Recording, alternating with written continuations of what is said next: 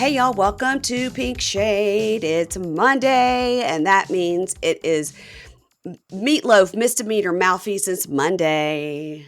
Mugshot Right? Monday. God, Keisha, why can't I ever remember Mugshot Monday? And you know, we have a coffee shop around here that's called Mugshot Coffee. Cute. That's And a cute their name. theme, they have like where you could take mugshot pictures and all that kind of stuff too. Is that where you went and took your mugshot picture? No, that was done right in my home, in my bedroom. I'm hoping that mugshot picture is going to be in this week's newsletter. Everybody, if you haven't subscribed, Oh my go God. over to pinkshadepodcast.com and then look for sign up for the newsletter. I think that Ingrid put it together for the newsletter that came out this week. And Yeah. then I need you guys to immediately look me up on Facebook under my government name, Keisha Holman Owens, so you can see how I really look. Because she's very pretty. Very pretty. that mugshot's not cute. I did mine in my bathroom after I had about 12 drinks and went my bathroom is not 12, guys. I'm kidding. It's like 3. And I smeared my makeup all down my face and put a little tattoo right on my neck. You guys, the things that we do for this podcast to entertain ourselves, it's just. They look like real mugshots. They did. We did a great job. I Yeah. think so too. Yeah, I think we did too.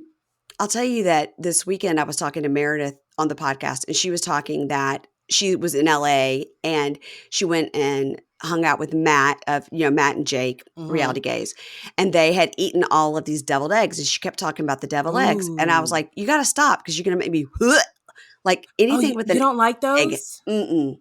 No. Oh no! I'm literally getting a little dry mouth right now.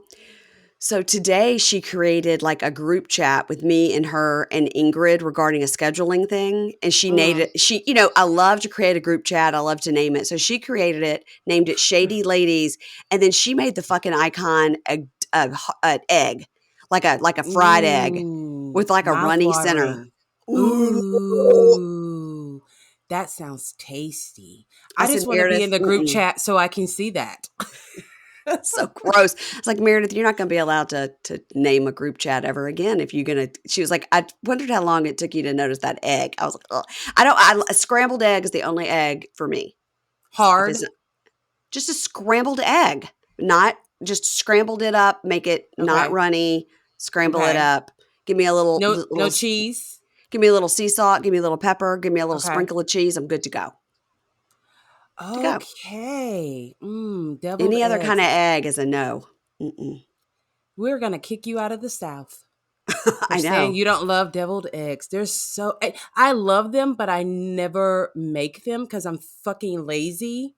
They're hard to make, I think. Yeah. Yeah, I'm not. But if you bring some over, oh boy, if you don't see me, that means I'm in my bedroom pooting because of the deviled eggs. Stop. Oh my Lord. Now, how did we get on this conversation? I don't know. We're talking about the mugshots. How did that get to eggs? Know. You guys. All right. Well, there you go. How are you doing? We're getting ready for a, in quotes, hard freeze here in my area. Yeah. But each day, the temp just keeps going up. So we were supposed to hit 19 on Tuesday. Now it's already up to like 25. And you know us down here, we freak the fuck out. Yeah, right. When it rains and when it gets cold. We don't know how to do cold at all. And people are probably laughing at me because they live like in like 5-degree weather. No, we don't know what to do. We're stocking up on canned goods, water bottles, all that stuff, wrapping our pipes. So we are waiting for our Arctic blast to hit. Now, mind you, later on in the week, it'll be 70. Yeah, I was about to say, I can harken back a few months ago when you couldn't leave your house because it was 112. So yeah, that's the joy of living in the South. Well, I know that I saw Ingrid and her husband yesterday, and they're both, originally from Minnesota. Okay. And Ingrid's town is closer to South Dakota. Don't ask me ever to point any of these things out on a map, but they were looking at the temperature for their hometowns, and her husband's hometown temperature in Minnesota was -47. I don't even know if we could literally survive. I think like that would be the end of Texas.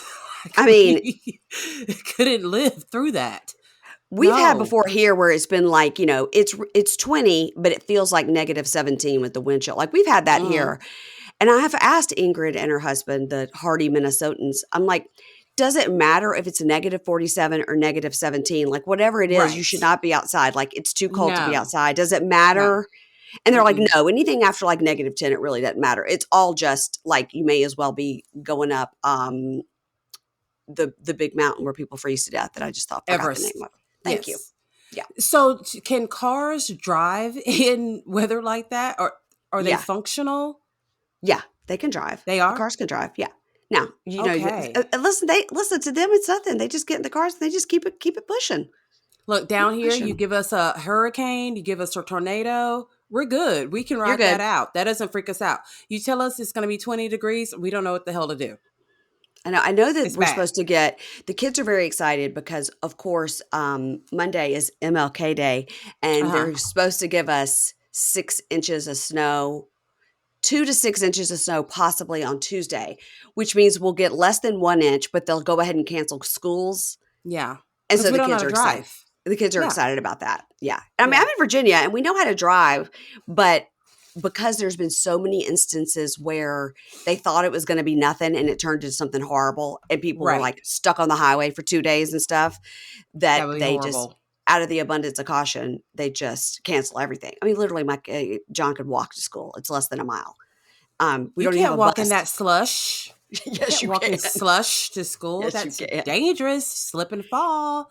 No, that's dangerous. Anna and I talked the other day. You did? Okay, guys. Anna is my 20-year-old daughter, and she and Keisha both love Drag Race. So they text about Drag Race. So you have a 22-year-old and a 44-year-old woman texting each other about RuPaul's She's not even 22, girl. She's 20. Oh, she's 20. Lord. Now, if I were a guy, that would look a little bit weird. That's okay. I know that y'all are bonding over your love of Drag Race. I know. Yes, we do. And sometimes we talk badly about you. That's fine. That's fine. I know you don't. Anna did say the other day, Keisha and I came up with a great idea. And I was like, let's hear this. Because when you say Anna and Keisha came up with a great idea, I'm not the 44-year-old. I'm totally 20 years old. I know. My maturity level peaked right there. So, yeah. That's not a good idea already. Yeah, we're gonna make you watch the show, and then we're gonna do a podcast about it. I go, no. She turned us down. She turned us down so quickly and whipped it out and pissed all over our hopes and dreams. And she gave zero fucks about it.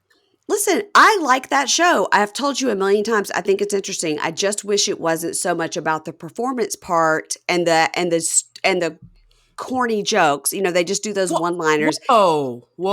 It's just not for me. I like to see the getting ready. I want to know about their art. I want to know how they create the characters, how they choose the song, how they do the makeup, how they make the costumes. That's what I need to know. So if there's a behind-the-scenes show, because they always got those spinoffs, that's what I want. That's what I need. I don't need the corny one-liners. They don't do corny. They do stand-up comedy on that show. Okay. Crazy? Yeah. It's just very and I understand that's what the show is. And it's hugely successful and wins lots of Emmys. I get it. Everything's not for everybody. That is true. And Drag Race is for everybody. Everybody loves Drag Race. I just wish that they gave more of like explaining what goes into the performances and the looks. That's what I'm interested in. They don't have enough time for that because they've got to crack the corny jokes. It's not the queens cracking the corny jokes. It's the Ross and the RuPaul and whoever's on the panel cracking Michelle. They're cracking the corny jokes. And when they do, I'm like hunched over laughing like that's so funny because it's just funny to. Okay. I know. So is Anna. A little bit. So is Anna. Yeah. Yeah.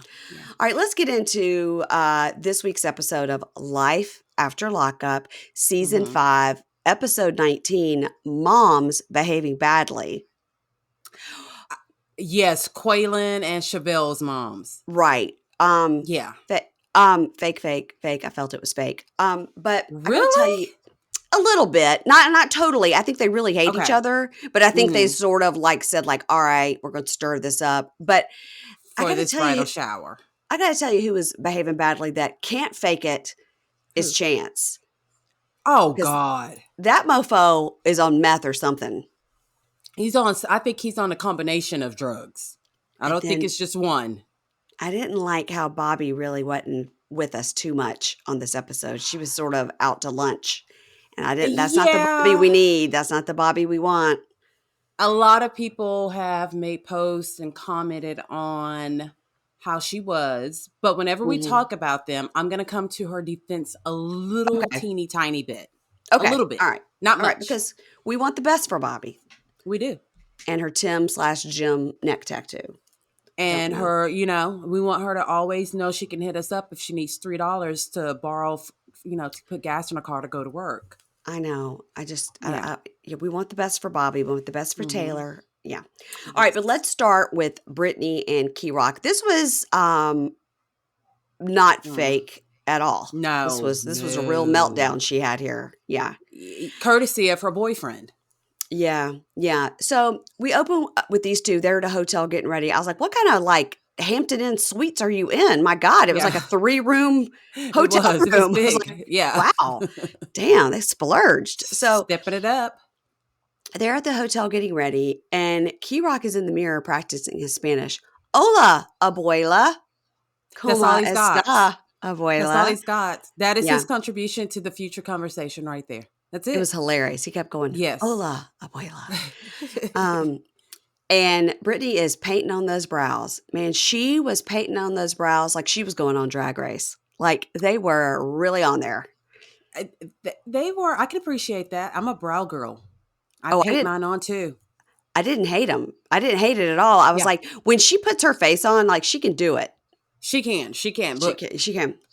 Sometimes she cries it all off. Right after she does it. And it's just like, it wasn't even worth it. It wasn't worth it. Yeah. So he comes in while she's getting ready. He was like, yeah, it's going to be interesting, because her mom's not a part of this equation. They're going to meet abuela. Yeah. Why are we bringing up mom? Yeah. Why are we bringing up mom? He says, your mom doesn't like me, because I'm from the hood. And she goes, you made that up. No one's ever said that. No one's ever said that. She only doesn't like you because you weren't born a regular man. Now, don't keep coming at me about my mom. And she just pops off right away. So I think this is one of those.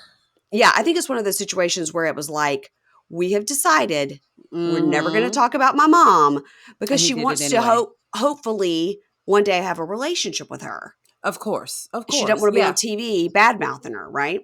Right. So he goes, no one's coming for your mom. You're not hearing my side. And in her talking head, she goes, here's the thing. I may not get along with my mom right now, but when I was locked up, my family supported me and gave me money and they made sure I was safe. Right. So I don't want to hear this. Right. So she just sort of storms past him and locks herself in the bathroom.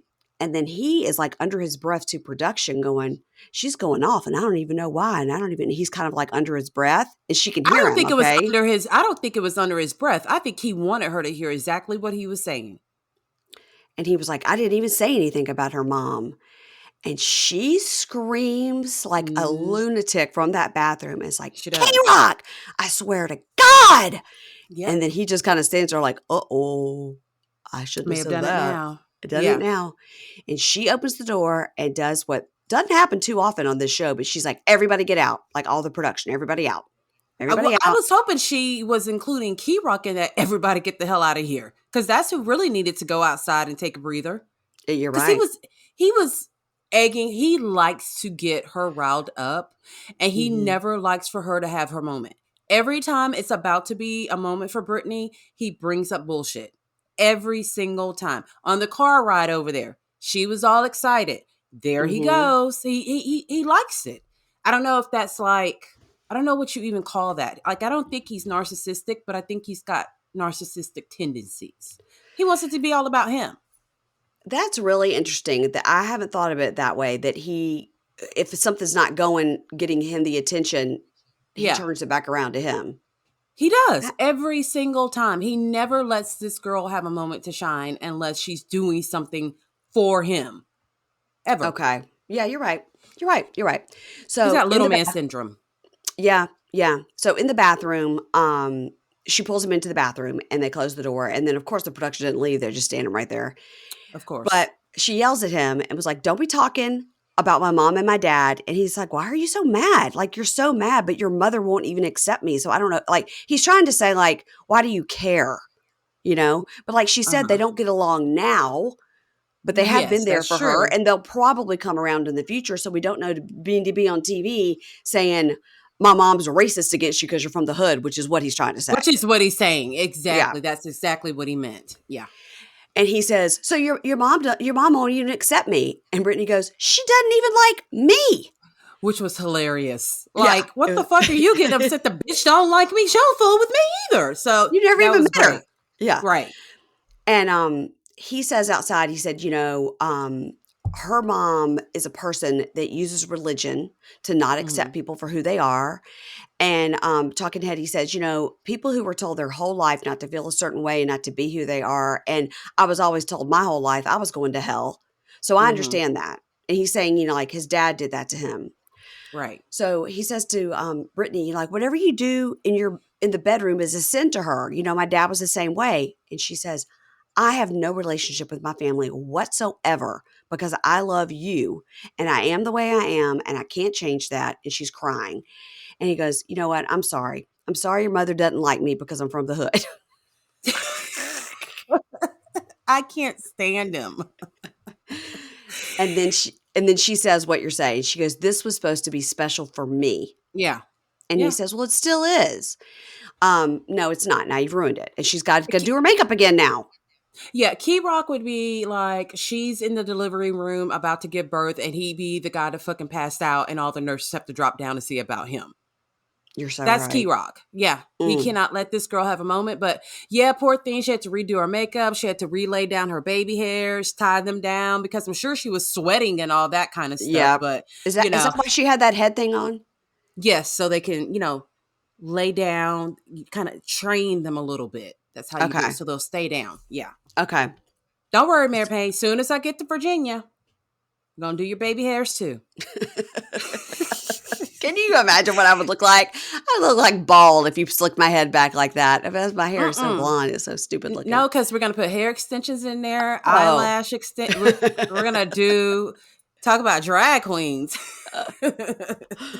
Oh my God. That's how I feel whenever I get my makeup done. I'm like, take half of this off. No. Start over. It's too much. And I'm like, more contour, more. Give me more. Contour. So, and outside he says, I blame myself, for what Britney's going through, and maybe her life would be better if she didn't love me. Now that was he doesn't think that at all. He doesn't think that. Okay. All right. You're right. I don't. I think he said that totally for the camera. That's probably a good point.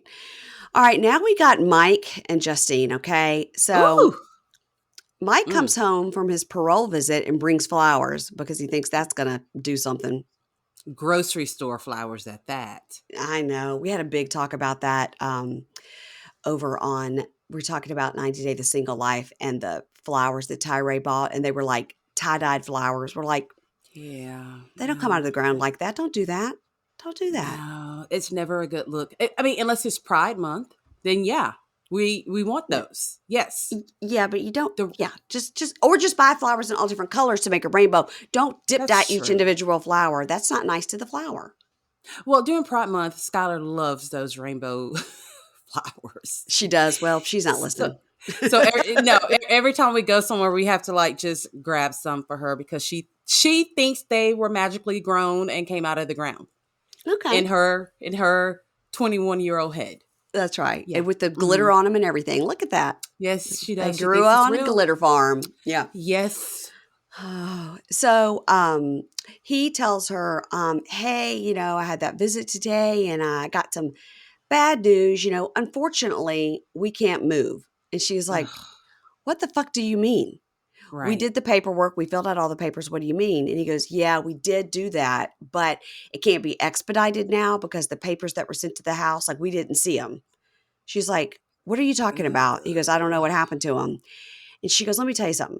I trusted you to take care of your part. This is your part to take care of all this paperwork and get all this done. Okay. So what did he say? When can we go? And he goes, 30 to 90 days. She goes, I don't have a doctor anymore. And our whole house is in boxes. Now, obviously she could go to the hospital and have a doctor. But what she means is she told her doctor she was moving and transferred all her records and everything. But I also think she has to schedule a C-section. Yeah. Yeah. She does. So, I mean, that's pretty scary. Yeah, it is. You know, and she's right. I mean, that is like when I go to the gynecologist, James is like, I expect for you to take care of all that.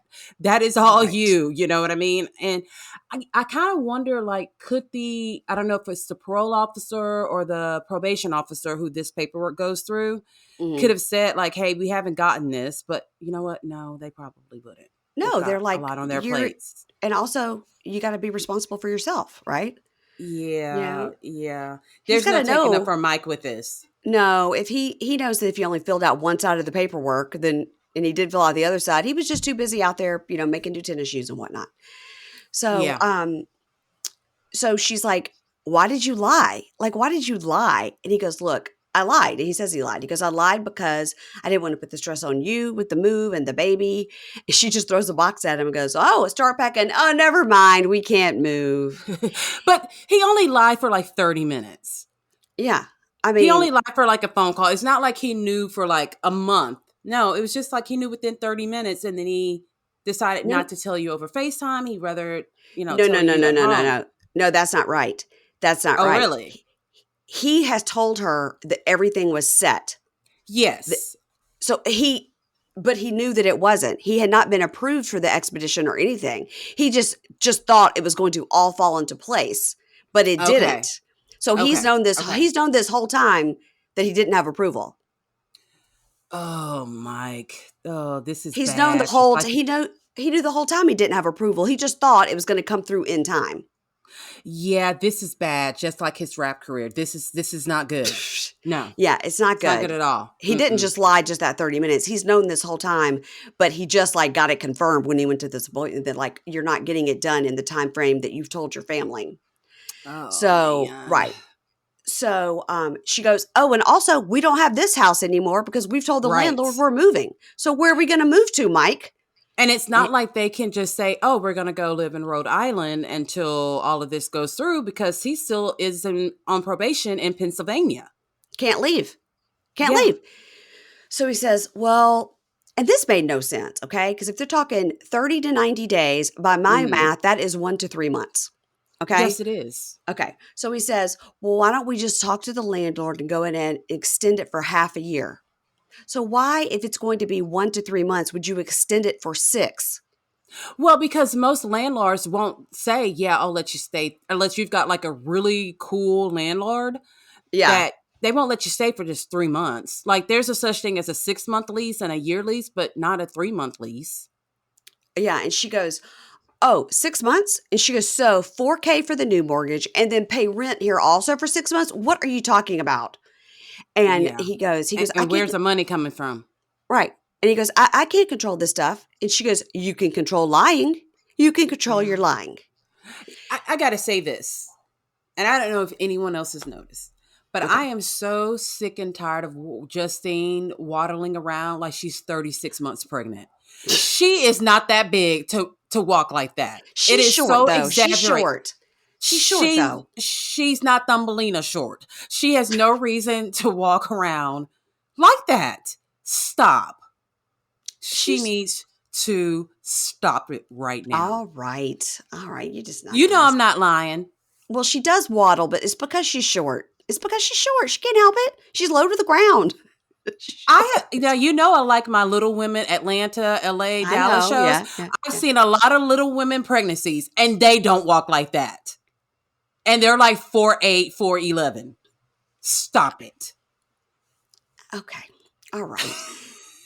So now this scene kind of made me sad because Kylie comes in and she's gotten her braces off. And that's a huge deal. It is. A huge deal. And she comes in and is like, look. And she shows her mom, like, no braces. Like, it's a huge day. Like, they take a picture of you at the orthodontist office and you put it all over. It's a big day. And Justine's like, yeah, look at that. They look great. You're like an adult. Yeah. Yeah, and I didn't like it either. But I will say that Skylar will wait to the most unfortunate opportunity when I just feel like shit or I'm mad as hell to come tell me something great. And I'm like, oh, yeah, you got your diploma. Oh, that's great. You're going to be a doctor. That's amazing. But do you not see me over here in this bed, like with a bad cold? It seems like it always happens that way. So yes, it was awful, but I did feel for Justine in that moment because shit just ain't right in the world at all. I know. She's laying up in there pregnant in that bed, and Kylie comes in and she goes, look, I know Justine's distracted and upset, but Kylie deserved that moment just for that minute. She to be like, did. wow, girl, you look great. She did.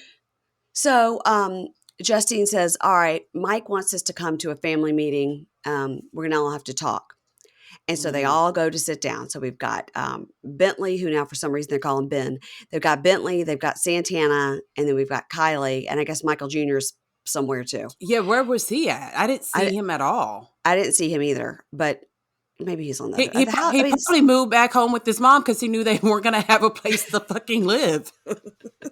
Who knows? So who knows with them? So he says, listen, everybody, there's a hiccup. We're not moving to Vegas anytime soon.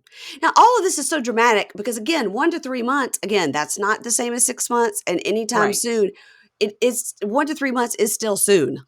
Yeah, I agree. Yeah. So he says, there's a hiccup and we aren't moving to Vegas anytime soon. And they're all just looking at him. And he says, my PO told me I wasn't approved for the transfer. I guess I missed a step.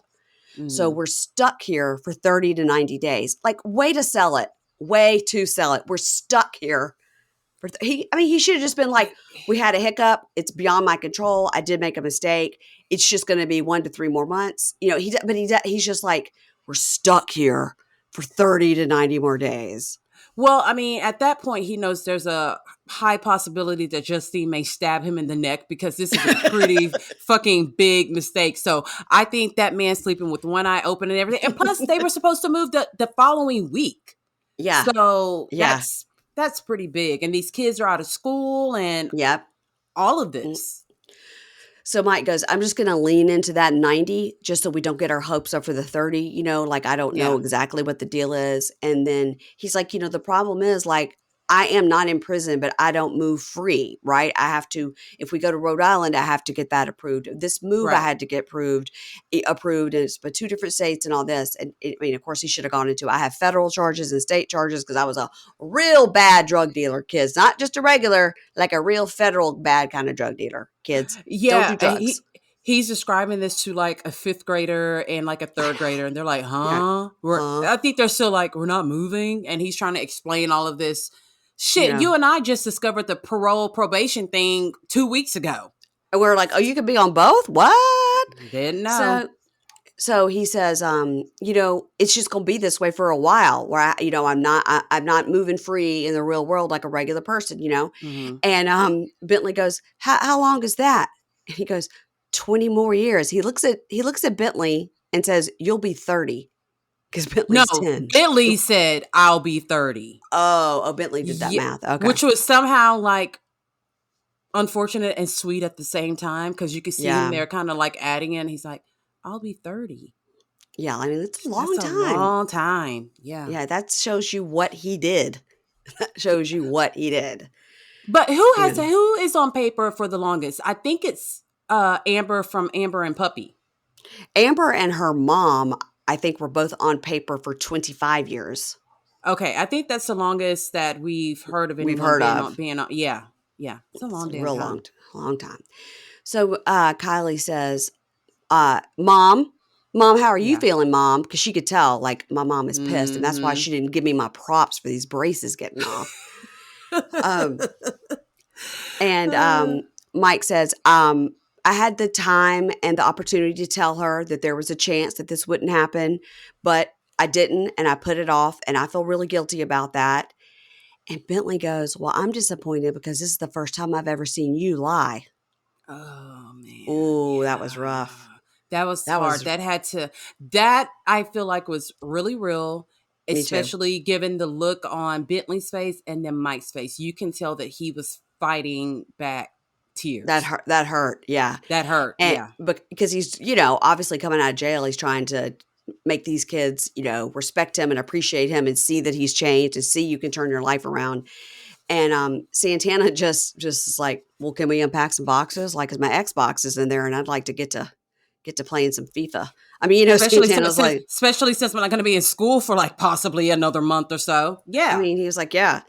So Justine goes, I don't know if we're going to unpack or we're going to move these boxes somewhere. Like if they're just going to go ahead and ship them to the house and live out of a hotel. I mean, she doesn't know. She goes, I got to call the landlord to see if we can stay. So just hold on all that. But yeah, like you can unpack the stuff that you need.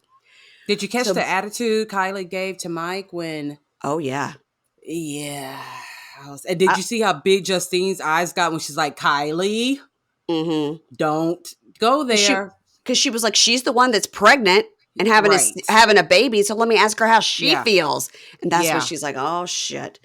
So Bentley gets up and hugs Mike, and so does Santana. And that was really sweet. Yeah, he fucking needed that hug. I mean, that was sweet. That was sweet. He wasn't going to get it from Kylie nor Justine. No. But yeah, Bentley's, you could tell he's a really sensitive kid out of all three of them. Like he just is. He was able to see, man, that guy looks like he could possibly go back to selling drugs if I don't go over here and give him a hug real quick. Let me get on up and go give him a hug and tell him, attaboy, it'll be all right. And Santana hugs him too. And they're all like, we love you. And he says, I love you kids. Thank you so much. And Kylie's like, fuck that. And goes upstairs. Right. She does. Typical teenage girl. That's right. Well, since Justine and Montana Mills are expecting a baby soon and their life and their house is in total chaos, this is a good time to tell them about our sponsor, which is Little Spoon. So they need to let Little Spoon eliminate the stress of mealtime drama because Lord knows they've got enough regular drama in their life. So because they're about to have a baby, Little Spoon has baby blends and it goes all the way up to these biteables. They have plates. They have those smoothies and those snacks, and they have these lunchers. They just have tons of options. Little Spoon is your one-stop shop for healthy, easy mealtime and snack time for your baby, for your toddler, and for your big kid, delivered right to your door, which is the key. So their goal is to make keeping your kid healthy feel like the easiest part of your day, not the hardest, so you can cut out that drama at mealtime, especially if you got 1 to 8 children in your house.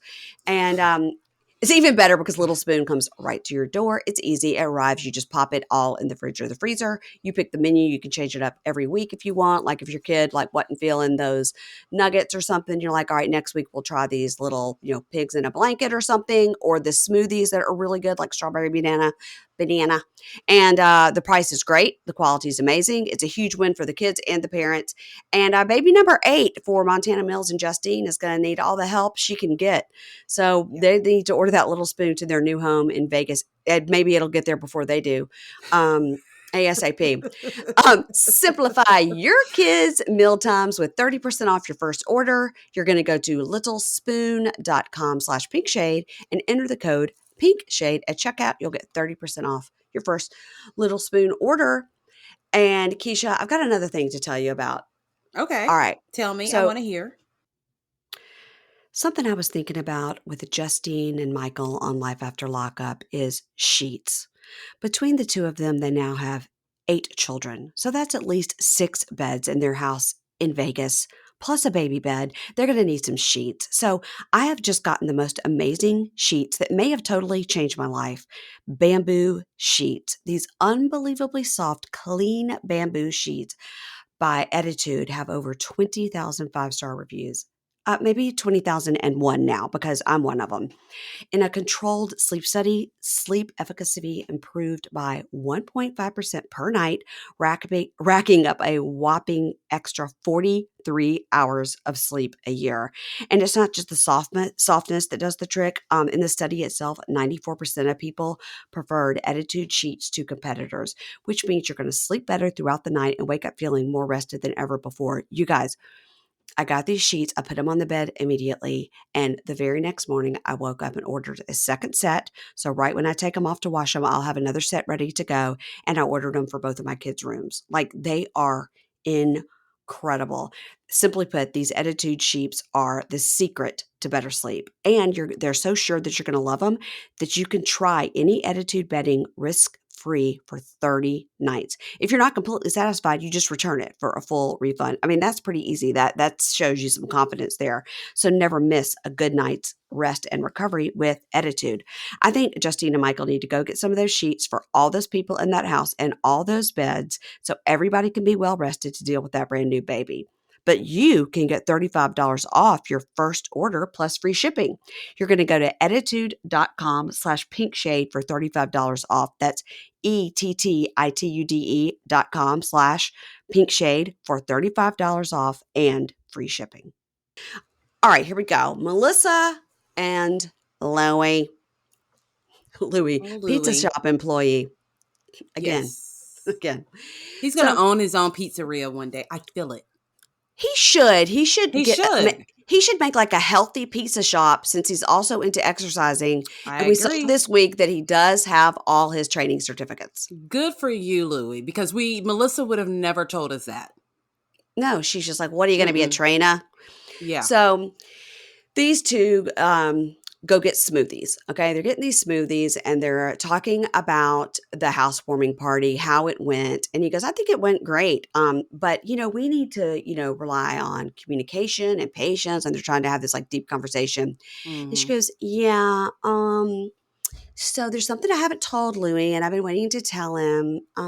So yeah, listen, Louie, smoothie's really good, right? Listen, I went for the consultation and already paid for the surgery.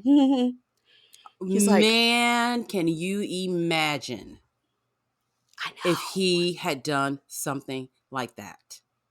Can I imagine if I would have done that in my house? That too. Yeah. Anybody. Yeah. Mm-hmm. Just like, that's a lot of money. $11,000 on the credit card and I'm getting surgery next week. Hope you're okay with that.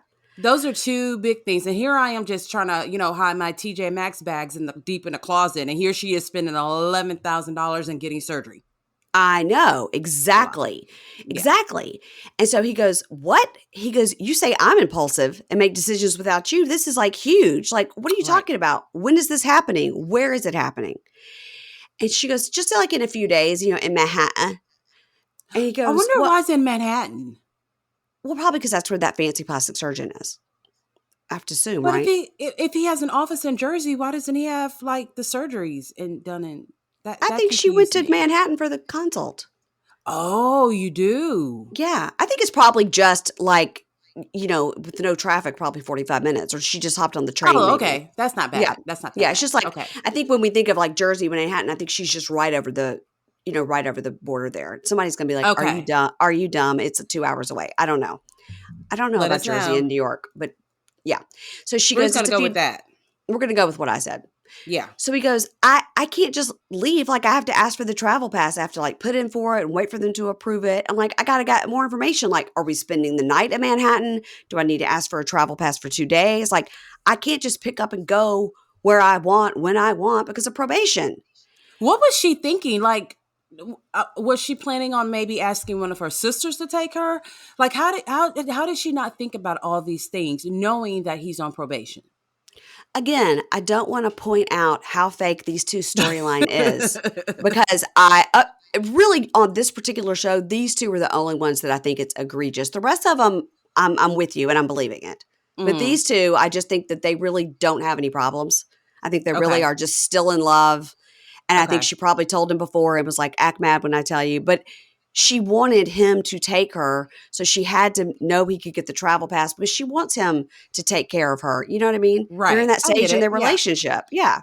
She wants him to be the one.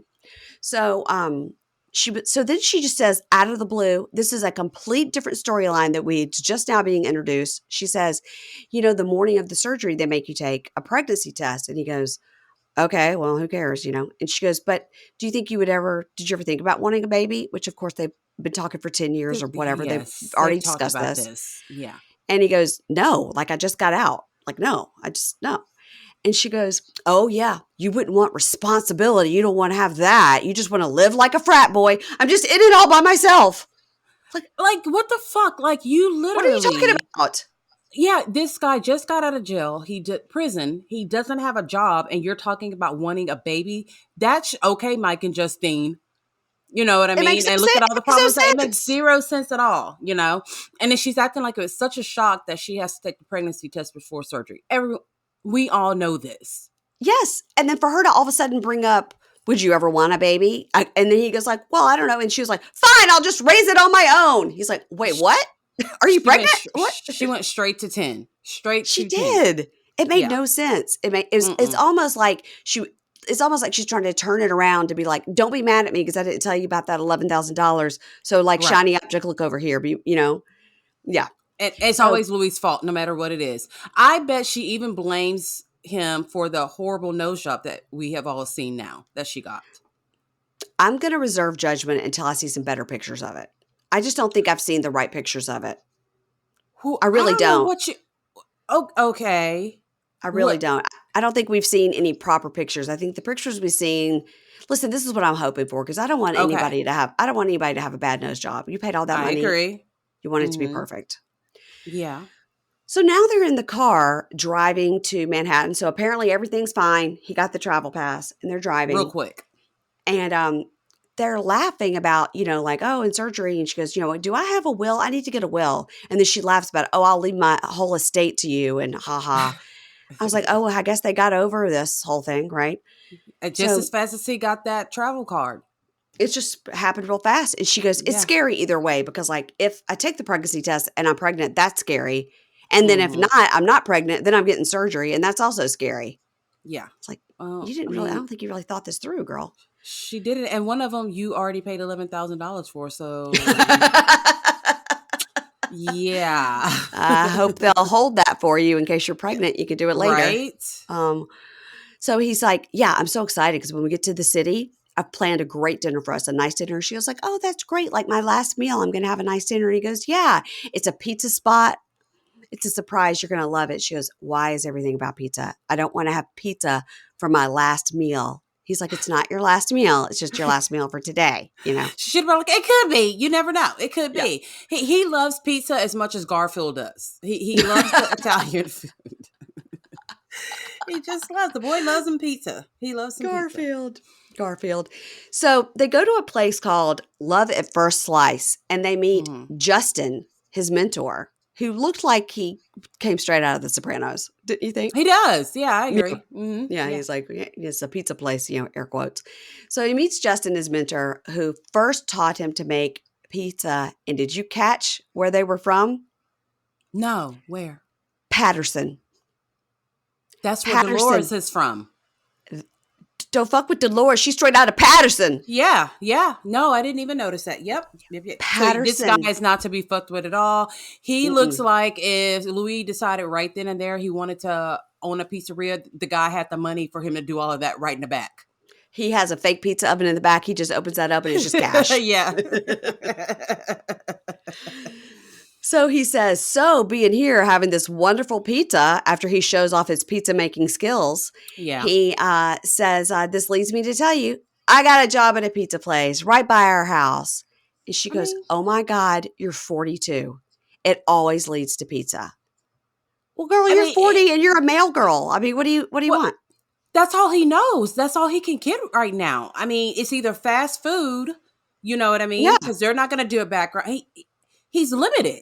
And I don't understand why that has not gone through her head yet. He's limited. At least he's getting a job, because how many times do we see someone saying, oh, I just got out of prison, I'm going to open up a fucking business? Because they don't want to work. That's right.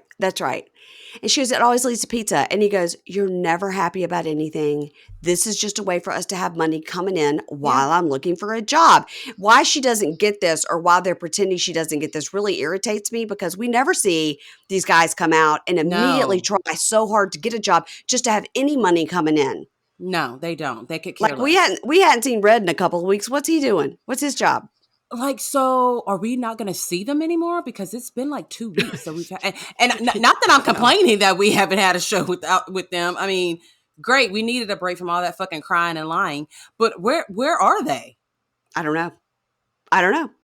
So let's go to Shavel and Quaylon. All right. So all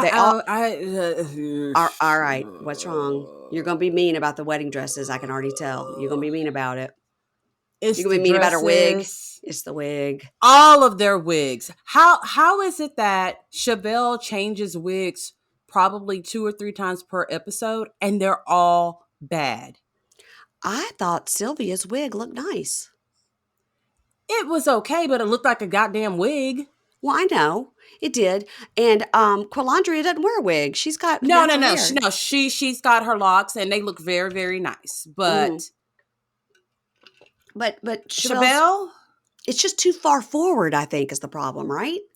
it needs to be like an inch and like half an inch back. It's like she wants the edges to touch her eyebrows. I don't know what look she's going for. I don't either. Maybe she has a big forehead and she's just trying to cover it up. That's true. So they go to look at wedding dresses, and Quilandria and Sylvia are already being kind of bitchy.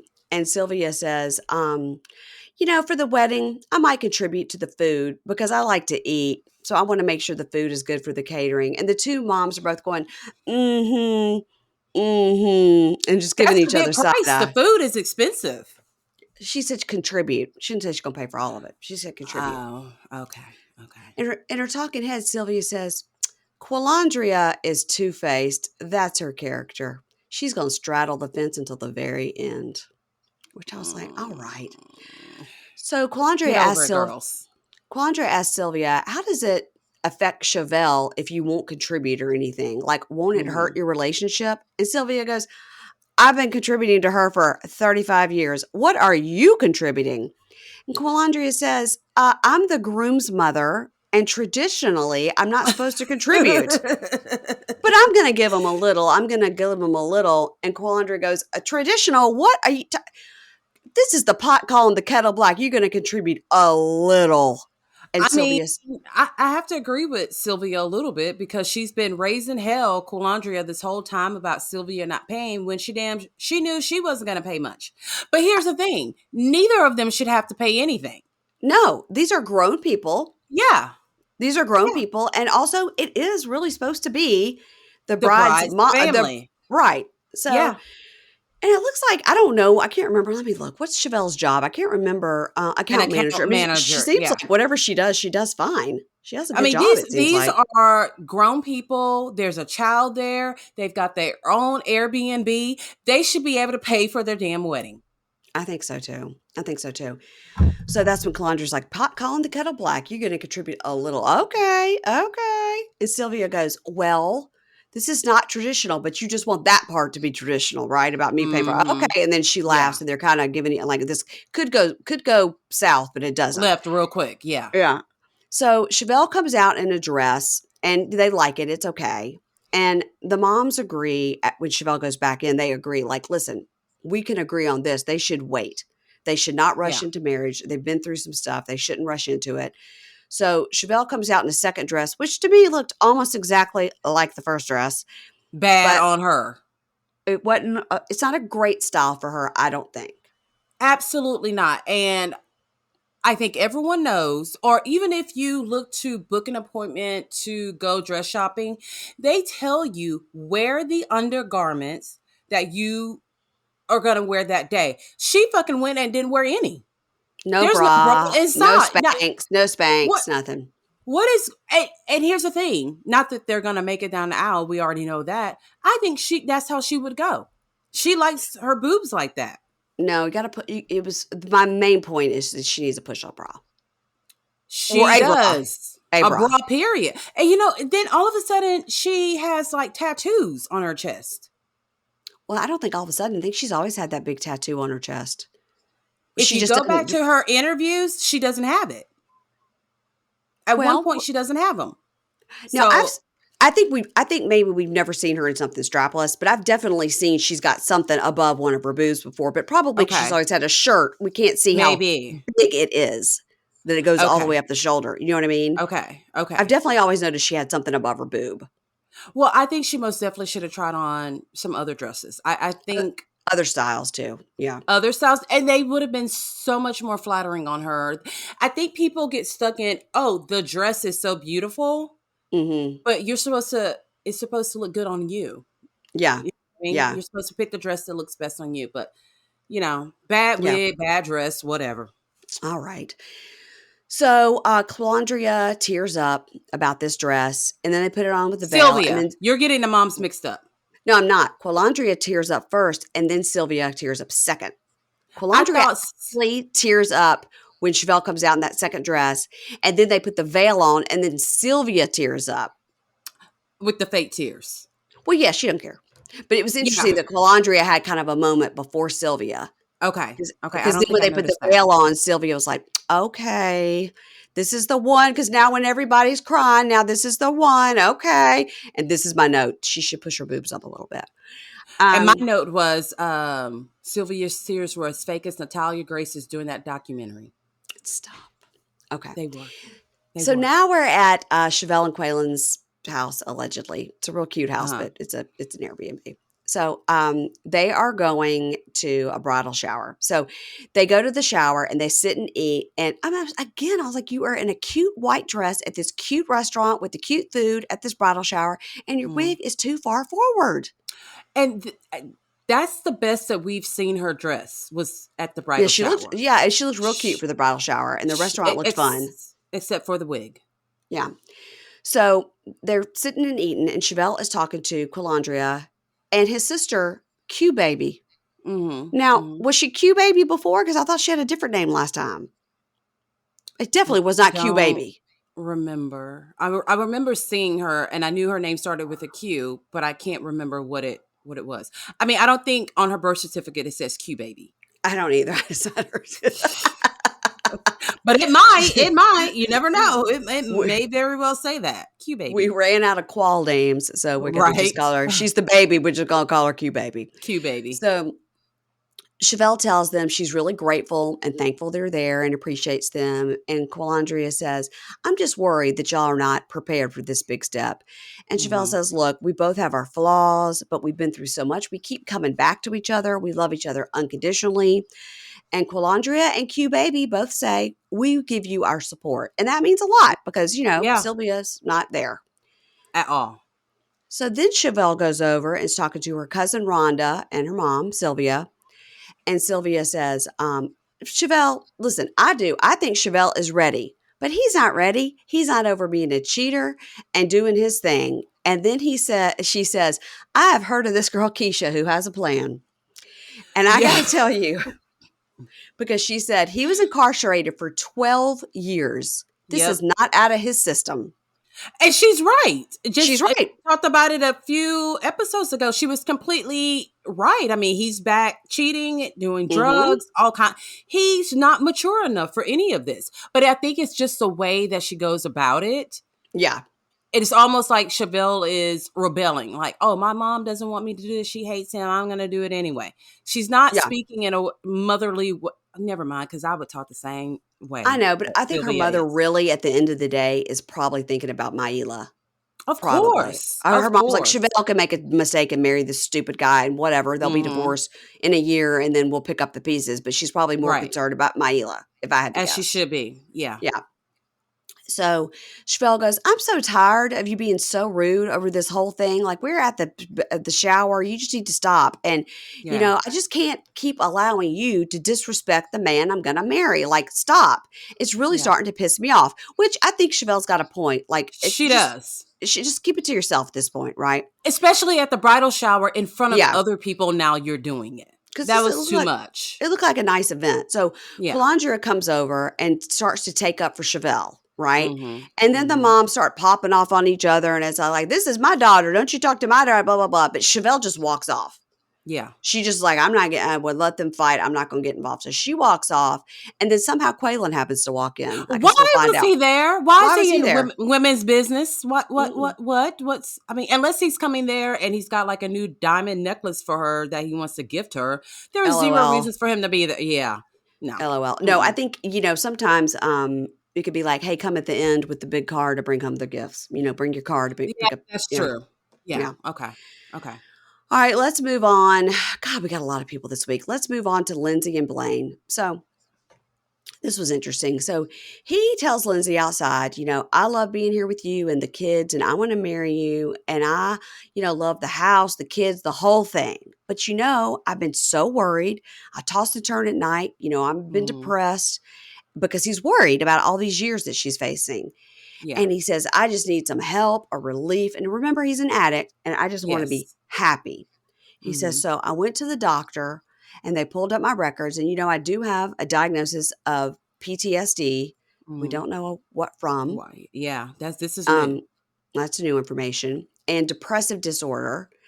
And they told him that he qualifies for a medical marijuana card. Well, I'm going to tell you something. In Mississippi, that is very hard to get. Really?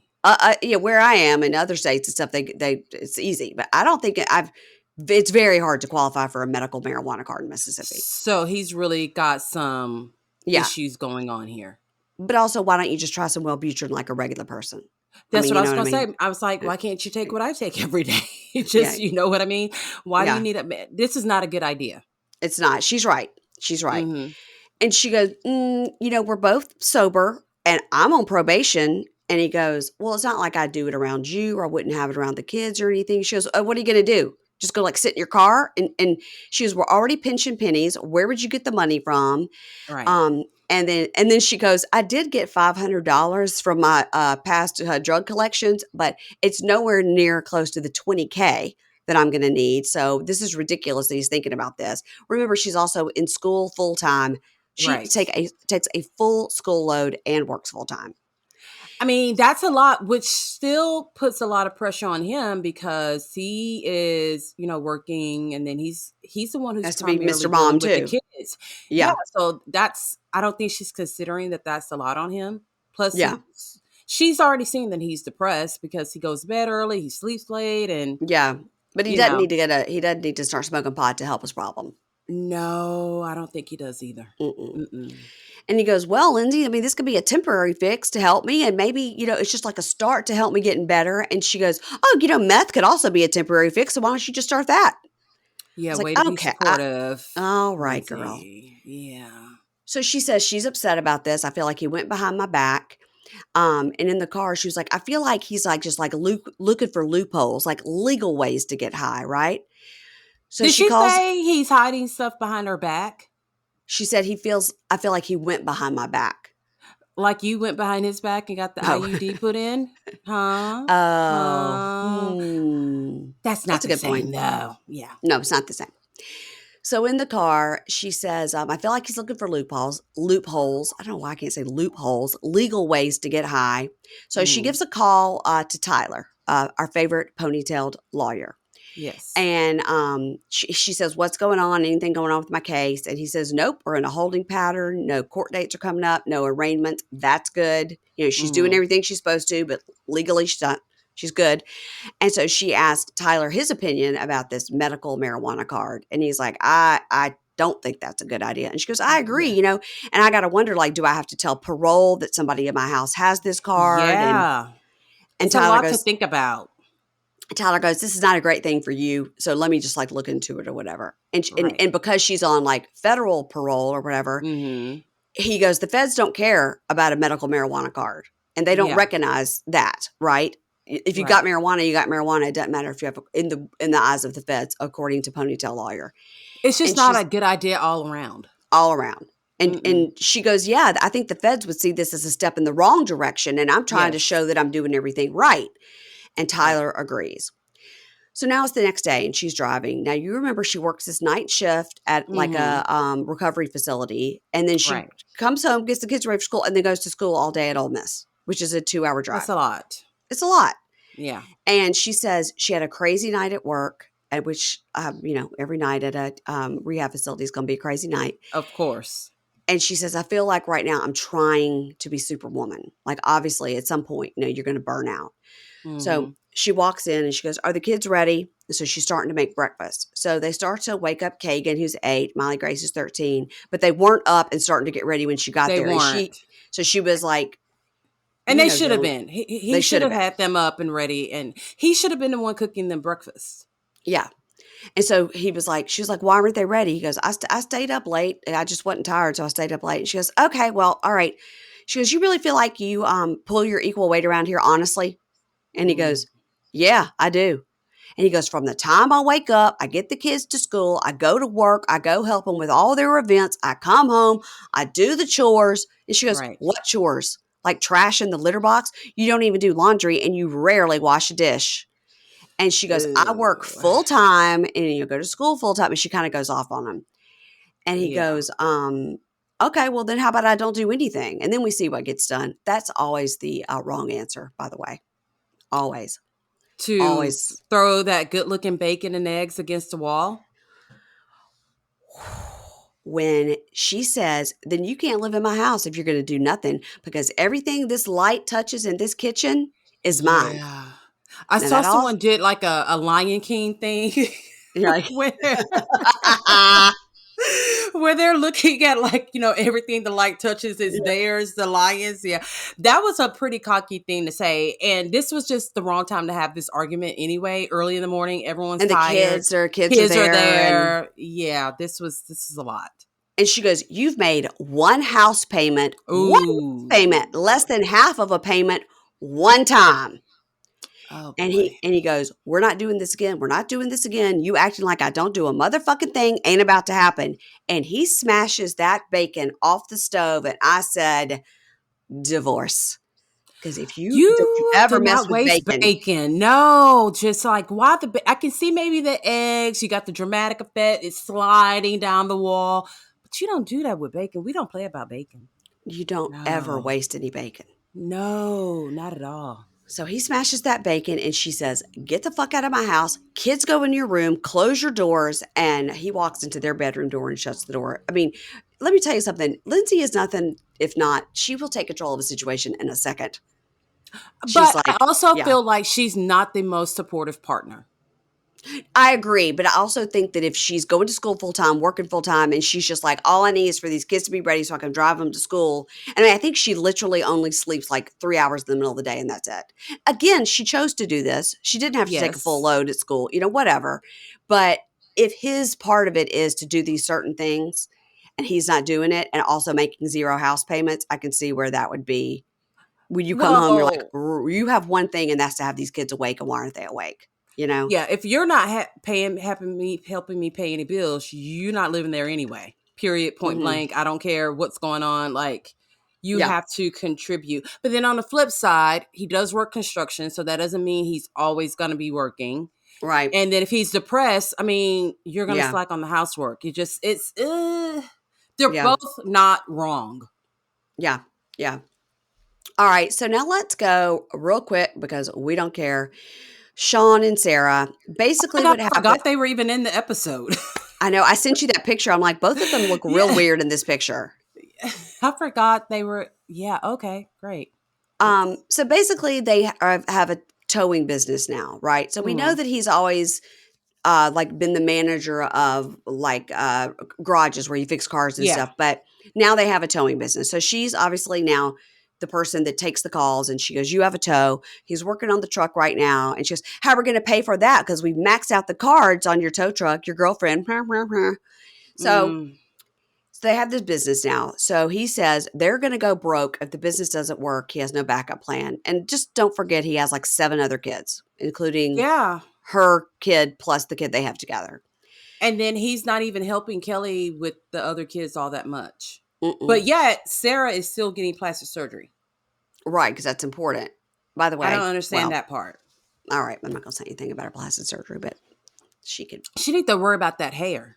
Because that hair is looking more and more fried. It didn't even look as fried when she had it like that reddish pink color. It looked kind of healthy and thick, but I don't know what's going on. I wonder what her natural hair color is. I think she's like a strawberry blonde. Yeah, which is cute. I mean, look at me. The cutest of the cute. So while this is happening, Meth Mom is over, and Meth Mom says, how's it going with Anthony? Remember Anthony is Abby's real dad that they finally told was the real dad and let him come back in Abby's life. And then she says, lately, I feel like he's not coming around much. He didn't come to her birthday party. And last time I saw him, looked like he dropped 40 pounds and was falling asleep. Now, even Meth Mom knows that's bad. We've never done meth and we know that's fucking bad. Either that or you're like really, really sick. and so you've got a real serious illness that you're not telling somebody about. Yeah. And Sarah says, I hate to say it, but maybe Shawn was right. And Meth Mom is like, he can't come around, Abby or you anymore until, he starts having a drug test. Like, he's not going to put her in the car. Like, this is ridiculous. So she's going to go drive and meet him. And she's told him that this is his last shot. She's going to drug test him. And if he can't, go by her rules, he can't see Abby anymore. Like, she gave him a shot. But she gave him says a shot too early. She did. Think. Yeah. I think she also likes flirting with him. I think so too, because he's young and much cuter than Shawn. Yeah. Yeah. She says that she's been in Abby's shoes before because her dad is a piece of shit. And when her parents broke up, he made no efforts to be a father, and it really hurt her. And sidebar, old photo of Meth Mom. She's so cute. That hair was high. But all her teeth were there and in place and fine. Do you think she really was on drugs? Yes, I think Mom has been on drugs at some point. Okay. Because you don't just lose all your teeth like that. I mean, you just don't. Yeah. Mom's had some hard living. So, but I think it looks like she looks like she's doing okay now, we think. Yeah, I agree. So she calls, Sarah calls Anthony, like, to say they're meeting, and he doesn't answer. And then she sends him a "this is your last chance" text. And he still doesn't show up. And they keep showing the sad, like, CVS bag on the floor with the drug test in it. And she cries and says, I'm sorry. She says, I'm devastated for Abby. And everybody warned me, but I wanted to give him the benefit of the doubt. And it seems like she's really crying. Yeah, she's a much nicer person than me, because I'm not going to wait an hour at a coffee shop for someone who's actually in contact with me and telling me that they're on their way. At least not a person who's not responding to me at all. Right. Not doing it. He was never coming. He wasn't. All right, now we got to get to Tayler. So the real shit show of it all. Here's the real shit show. Now, speaking of meth, everybody says that Chance this episode was real jacked up on some crank or some shit, because he was real wide-eyed. He was. Real wide-eyed. Yeah. He was, and he was even acting more erratic than he normally does, and that's saying a lot. Yes, yeah. You're right. So Bobby is there, and Sarah, who is Taylor's best friend, they come over, and Tayler is telling them about what happened. And she's like, can you even believe it? It was like, it's a gay guy. So, which is just the way she said it. I was like, it's a gay guy. I mean, I think we would have understood it off. She's like, it's a guy he's talking to. We would know it has something sexual. Yeah. Yes. Yeah. So they're going through all his stuff, like in the bedroom, and they're like, and he owes you money too. And they're like, yeah, keep all that change. Yeah. Keep all that change. I was like, girls. She might as well still go see how much he's got in his piggy bank in the closet. Like, she doesn't need change. A change. Come on. Oh my God. So, over at Chance's work site, he's still in the world's biggest shorts you've ever seen. And he says, listen, like, I was texting with what I thought was a female by the way that the person was talking. And I didn't say anything inappropriate, even though that person was trying to goad me. And of course, I thought it was Tayler with a fake account. Now, I'm going to read you these texts, okay? It is the gay guy says, this is LOL, the gay guy. I just wrote the guy, the boy, whoever this person is. The guy says to Chance, give me more pictures, which means Chance has sent this person pictures. Chance writes back, shit, you ain't sent me any pics. So this person is getting pictures from Chance, but hasn't sent any. Okay. And then he says, Chance, as he's sweeping that same spot of the floor, says, I didn't do anything that bad that would cause a fight with Tayler. I mean, first I said, to the person, I said, damn, are you ghosting me? Well, okay, you are doing something wrong, because you were texting with somebody that, even if it's a guy or a girl, it's somebody that you're trying to, like, get sexual with. So you are doing something wrong. Exactly. Guy, girl, whatever, you are trying to cheat. Okay. Yes. So the Chance text says, damn, you ghosting me?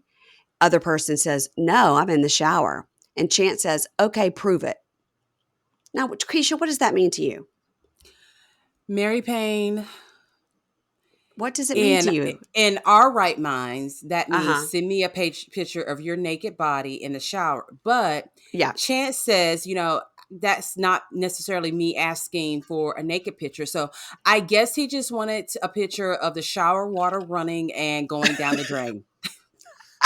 That might have been proof enough for him on that day. Chance says what he meant was, I didn't mean like I wanted a picture of you in the shower. Like if I wanted a picture of you in the shower, I'll just say I fucking want a picture of you in the shower. I don't beat around the bush, okay? Like she is lying and you can think what you want, but guess what? I got the recipe for the proof in the pudding. What's in that shit? That's it. What is he talking about? I don't fucking know. What? The recipe for the pudding, of the proof pudding. Okay. Yeah. All right, Chance. He says, I got the recipe for the proof of the pudding and what's in that shit. Okay, what does that have to do with the picture of the shower? I don't know, but I want the recipe for a proof pudding. It could be good. I don't know. Extra creamy. Who knows? I don't know. Give us the recipe. So then he goes, here's what happened, okay? So a year and a half ago, Tayler created a fake Google account so she could create a fake Facebook account so she could talk to her ex-boyfriend. I mean, that's cheating in every way. In every way, that's cheating. I never thought she could be capable of being deceitful like that. Me? I'm capable of it. Yeah, I would walk in and rob a bank. I could do that. I could walk in and punch you right in your fucking face and I could see you shaking on the ground and walk away. I don't give a shit. I could do that. I'm capable of all that. But I never thought she was capable of that. But then I found out she was. She's capable of anything. You know, when he's talking about, I'll knock you out, watch you shaking on the ground. Where was that energy when Baba was all up in his fucking face on the side of a bar?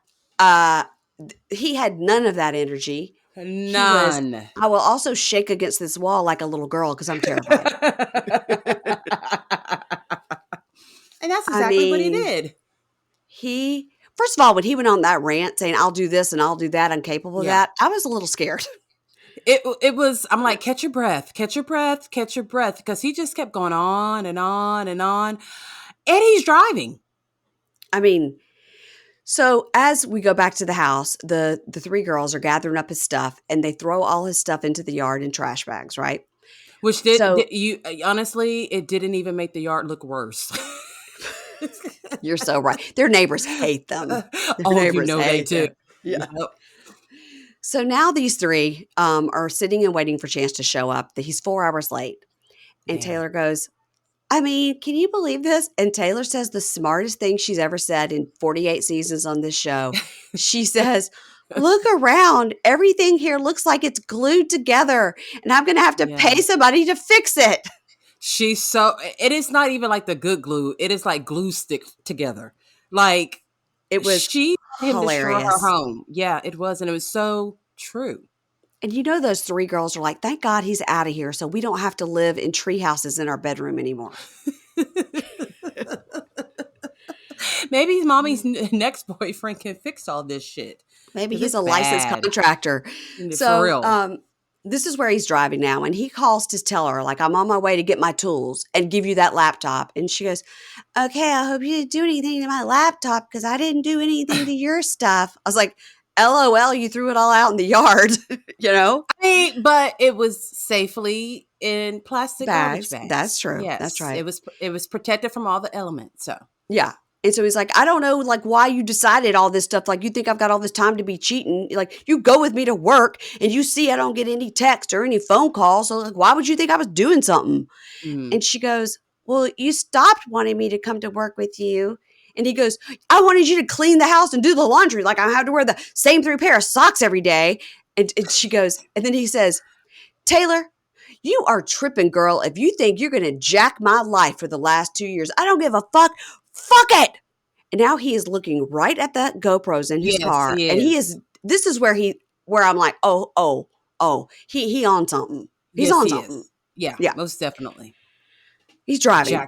Jacked my life the last two years. Like, he didn't come in and like a wrecking ball and destroy this woman's everything. Everything. Right. Plus got her pregnant. So then he goes, you know what I think I'm going to do? You know what I think I'm going to do? I'm going to cut your laptop in half because I own half of that shit.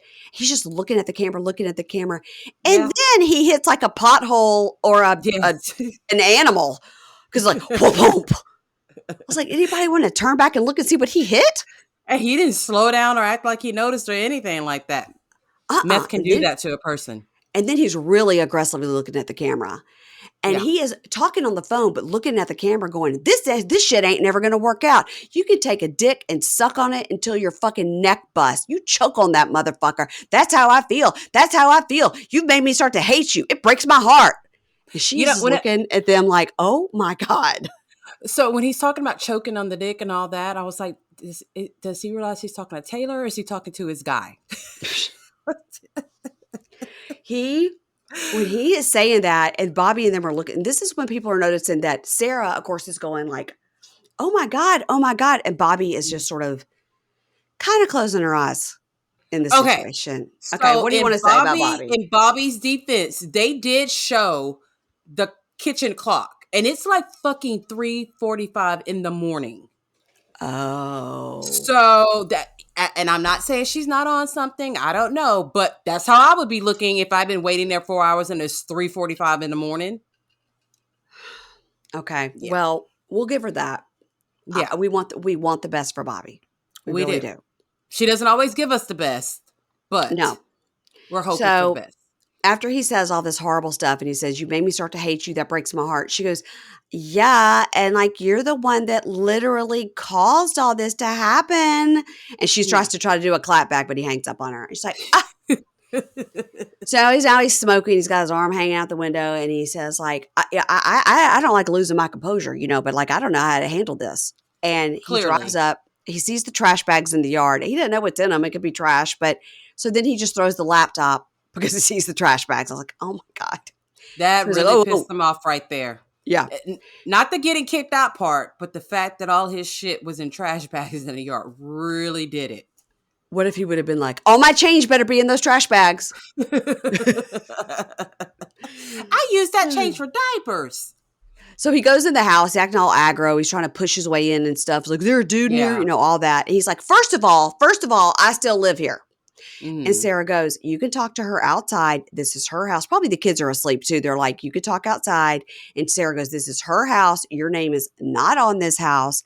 Right. And Chance, who's like so twitchy at this point, goes, if I didn't want to leave, if I wasn't leaving willingly, you'd have to evict me because, and you know what? You should know your laws. And Sarah goes, says Chance. And Sarah goes, that's actually not correct. And then he starts to walk out and Tayler follows him. He looks over at Sarah and Bobby, goes, no hard feelings, girls. See y'all later. He's so fucking stupid. And Sarah looks at Bobby and goes, get the bat. Like, get the bat. Yeah. So Tayler. He would have got his ass beat when he came blasting through that damn door like that. To me, that was a threat. He was being very aggressive. Yes, he was. So Tayler talks to him outside and he goes, I don't care about all this stuff. You could just throw it away. Wait, I don't want it. Wait, I do want this stuff. And he walks over to some other stuff. He goes, no, never mind. You can keep it. Like, I think I want it, but like, I don't, never mind. He doesn't know what he's saying. This is real meth. It's real meth behavior. It really is. He's got everything except for the itch. He's just not scratching. And he goes, look, it didn't have to be like this. And she goes, right, it didn't. This is all your fault. And he goes, oh, right, because it's always me. And she goes, yeah. Yeah. And he goes, I know you've got dirt you've been hiding. She goes, okay, go ahead. Because, you've got all the dirt you've been hiding. And she's like, I don't have any dirt. And she goes, I've never cheated. And he goes, me either. By your same standards, me either. And she laughs and goes, she goes, do you want to see the messages that your boyfriend sent me? And you know what he says? He goes, that's not cheating, honey. He doesn't deny it. He doesn't deny it at all. He thinks that he can so easily manipulate her into believing whatever the fuck. Well, you know what? Because he has. For 2 years, he has. And she goes, any emails that I sent to Jordan were about your dumbass. And I feel bad that I even tried to make you look good to him, okay? Yeah. The only thing I did was like lie about how great you are. And from this point forward, like, you can't come over here anymore. Like, don't come around anymore. He goes, oh, okay, great. Like, so I just don't get to see my kids. Okay, great. And she goes, you're going to be able to see Mason. He goes, oh, but not the other kids. Okay, great. So I got to call a lawyer. Okay. And she goes, no. She goes, just don't pop up over here, okay? Like, just don't show up. And he goes, yeah. He goes, no, Tayler, I'm going to call a day or two before. Like, normal people function, Tayler. And she's just like, oh my God. He said Tayler with that hard ER. The hard ER. Yeah. So he leaves. So he says, yeah, I don't got any money for a hotel or nothing, but my friend Tanya got me a room for the night. And people get over stuff. I give her a week. Wow. And he's right, because she does let him back. So Sarah hugs her when she comes in. It's like, I'm really proud of you. And Tayler goes, but like, a part of me is sad, but the other part of me is like, this is good. Like, get rid of him for good. And Sarah says, the minute the doors open to the courthouse tomorrow, you got to go in and get that restraining order. And she goes, I don't know, because like, what if he wants to act mature or like grow up and he needs to be able to see his kid? And they both say, you're making excuses for him. She's immediately making excuses for him, even though look at how he just behaved. I wouldn't want a fucking crackhead around my baby. Yeah, totally. No, he doesn't have a place to live. And she goes, I know, but I don't want to do that to my kid. And Sarah goes, you know what? Your kid will thank you for it. Exactly. Especially after your kid has grown up and watches this fucking show.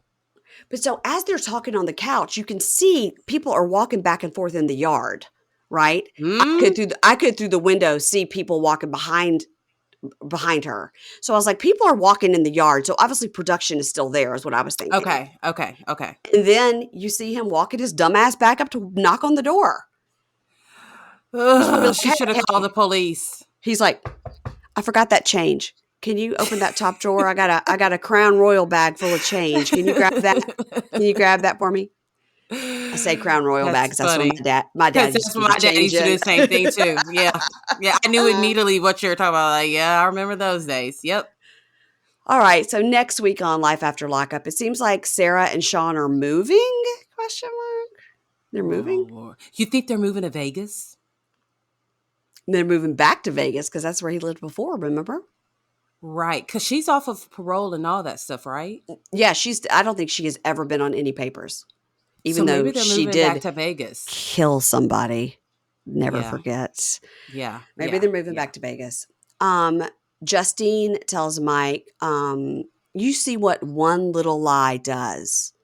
And she's sitting there with Kylie, and just because, like, I'm sure it's just been a total snowball. Like, now we got to do this, and now we got to do that. Now, the doctors and the rent, like you said, there's so many things to take care of now. Right.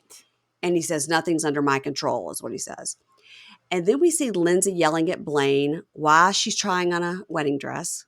So like, huh? Didn't you just kick him out the house? Uh-huh. And then we see Blaine's buddy telling him, you may as well cut your nuts off now. Yeah.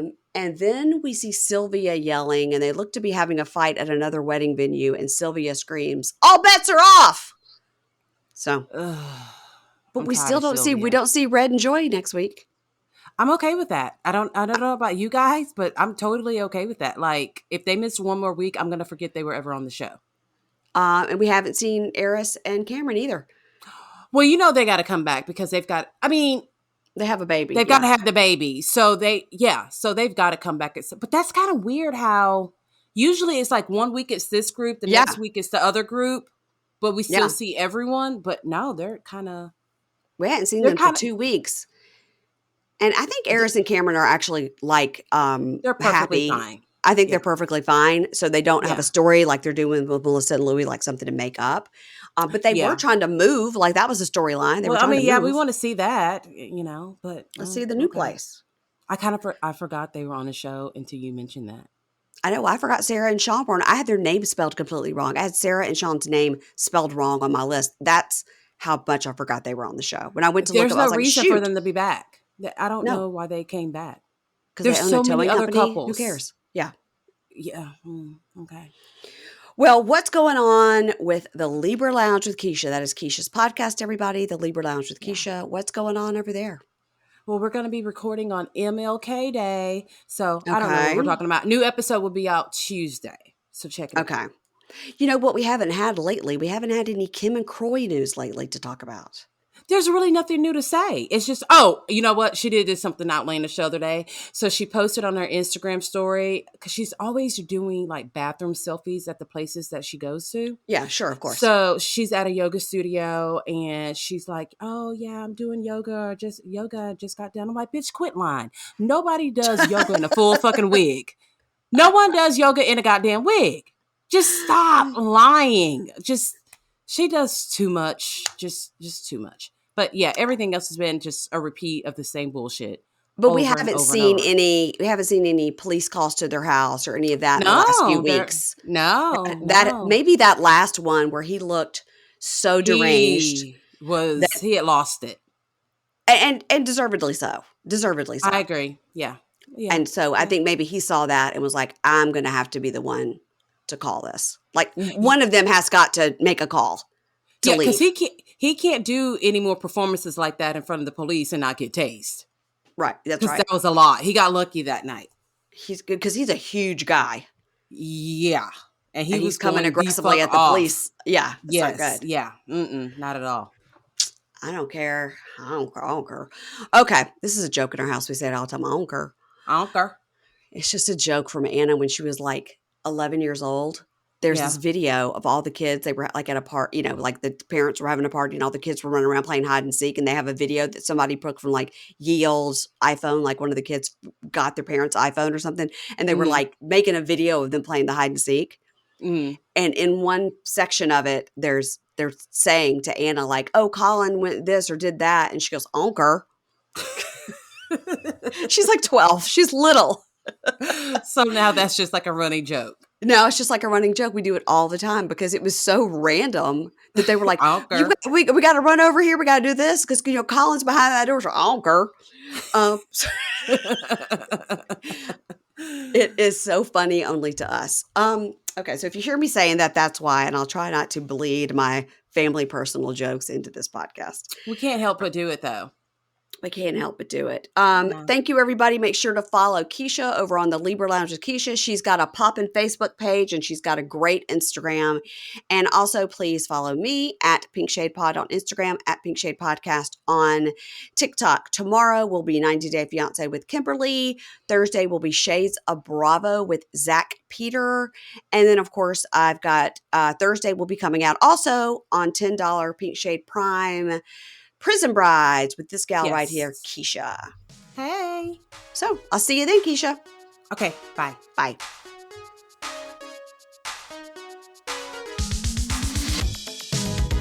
Ads not read by me, Mary Payne, don't necessarily reflect the views of Pink Shade. If you'd like to listen to ad-free, you're going to go on over to Supercast or Patreon, and you can find the links to Pink Shade Prime at pinkshadepodcast.com.